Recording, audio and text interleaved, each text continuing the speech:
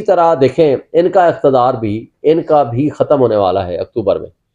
ये आज हैं, कल नहीं होंगे। गो के इनकी एक और अफ़वाह चल रही है कि जनाब चीफ जस्टिस साहब अपनी टेन्योर को बढ़ाने के लिए इन तमाम गैर कानूनी हरकतों से आंखें बंद किए हुए हैं। ये एक अफ़वाह है, मुझे नहीं पता, आप लोग बेहतर जानते हो। ये पूरा सोशल मीडिया बोल रहा है, लेकिन अगर ऐसा, तो मुझे नज़र नहीं आता ऐसा कुछ होगा। मगर आज इंसाफ अगर लोगों को आप नहीं देंगे, आपके बारे में पहले राय बतौर जज बहुत अच्छी थी, लेकिन जब से आप पिछले 1 साल से और अब बतौर चीफ जस्टिस जब आप काम कर रहे हैं, लोगों को इंसाफ देने की बजाय आपने नाइंसाफ़ी को फ़रोग़ दिया।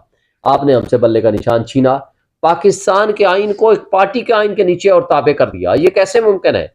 इसी तरह आपने देखा कि किस तरीके से इन रिटर्निंग ऑफिसर को कहा कि यही जनाब इलेक्शन कराएंगे। क्या हुआ फिर उनके ज़रिए? जो कुछ उन्होंने किया वो सब आपके सामने है, कट्टा-चट्टा आपके सामने।